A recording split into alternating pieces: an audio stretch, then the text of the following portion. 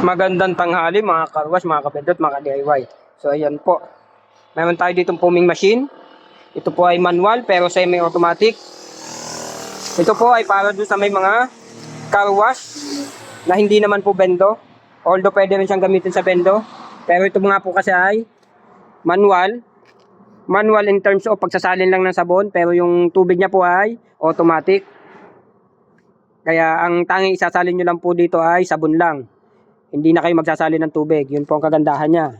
And kung ang inyo pong foaming machine laging butas, yung stainless laging butas, laging may singaw, and ilang buwan lang butas na, ito po ay gawa sa gasol tank. Gasol tank po yan.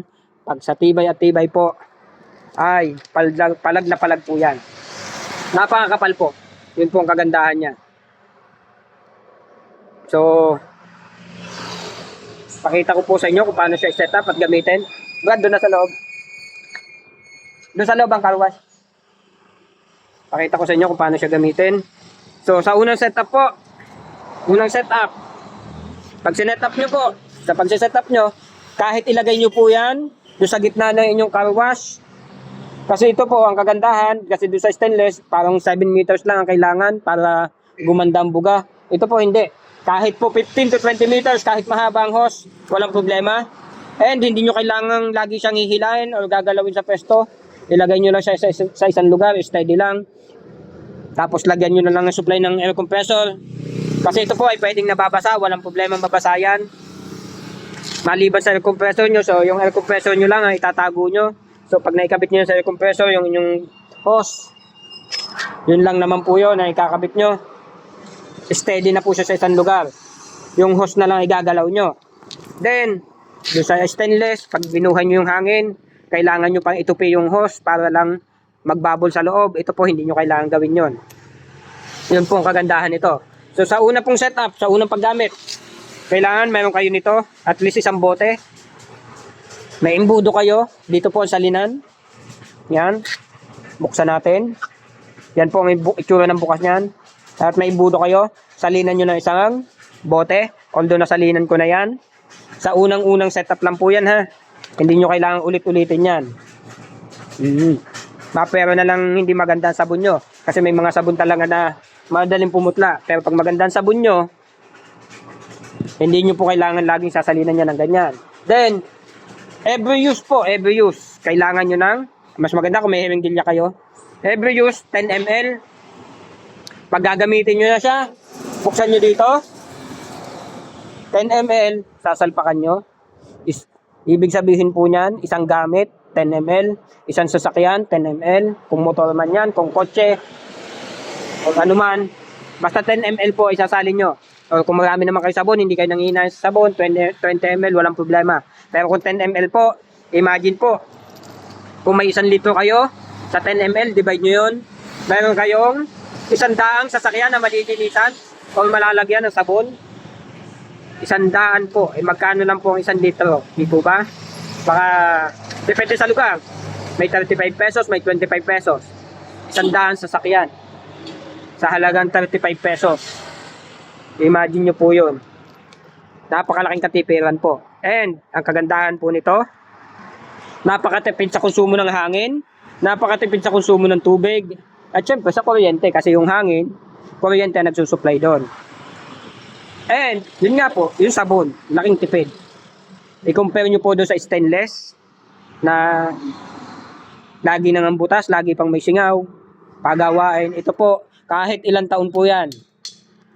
Basta hindi nyo itatambak sa napakaduming lugar, hindi kakalawangin ng gusto.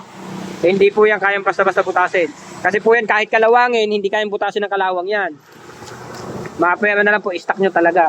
Pero habang ginagamit po yan, hindi po yan kayang butasin. Yun po ang kagandahan. Eh, syempre, pag nakita nyo naman may kalawang, punas-punas naman. Yun lang naman po ang pinaka-maintenance nyan. Halos wala po maintenance yan, ang kagandahan. Kasi ilan lang naman ang parts nyan. Ang possible lang po maging maintenance nyo pag may nasira, ay itong tatlong ito. 1, 2, 3. Yan lang po. Kasi ito ay pinubuksan, sara, bukas, sara. So possible masira pagdating ng panahon. Pero napakamura lang po niyan. Wala pa ito 60 pesos. Yun ay 35. So wala pang 50 pesos, 150 pesos, ayos na. So hindi siya ganun kasakit sa bulsa.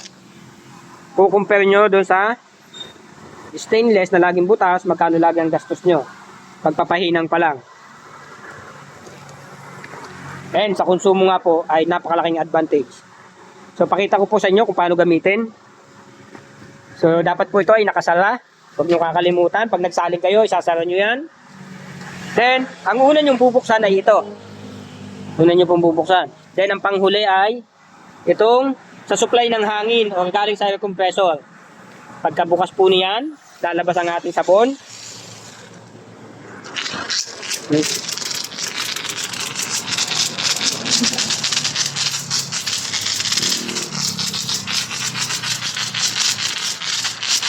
Imagine nyo po, 10 ml lang yan, isang sasakyan na.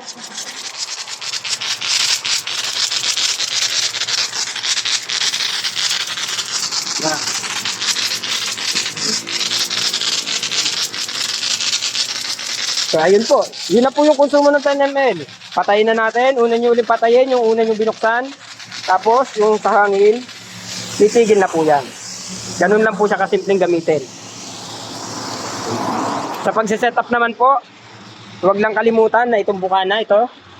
Itong bukana na ito, may naka-overhead.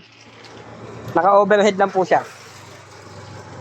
Then, yung the rest po ng hose, kahit saan nyo ilagay, walang problema. Basta itong bukana lang po. Napaka-basic po ng setup niyan. Lagyan nyo na supply ng tubig. Tapos ikabit nyo lang itong hose na ito, kasama na yan. Tapos yung hose papunta sa compressor, kasama na rin po yan.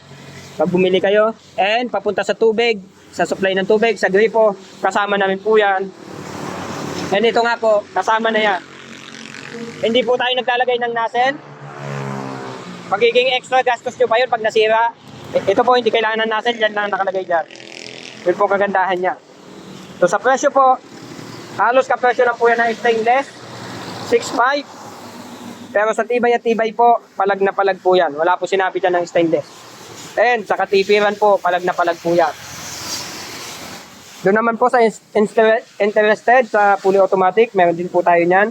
Mapapanood nyo po yun sa aking YouTube channel.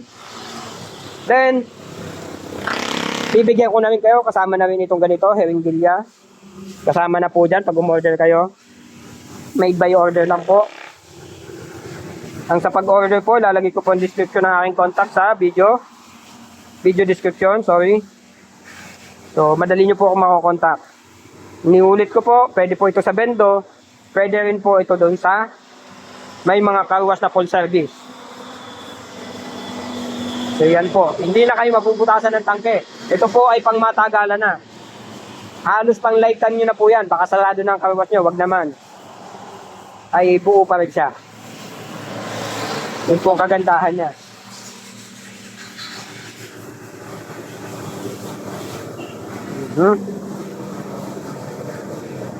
So, comparison nyo na lang po. Kung tingin nyo, mahal yung presyo, i-compare nyo po kung nakakailang bili kayo ng stainless na tank. Yan po, isang bilihan nyo lang. Then, kakaunti pa yung parts na kailangan yung pagdating ng panahon ay may nasisira. Yan lang. Napakamura. And nasa kamay nyo na rin yan kung bakit masisira. Kung lagi nyo pepersahin. Yan naman eh, tamang pagpihit lang. Ganun lang po. Ganun lang siya kasimple. So, message lang po. Yan lamang po mga kaluwas, mga kabintot, mga ka-DIY. Please like and subscribe and click the bell. Thank you.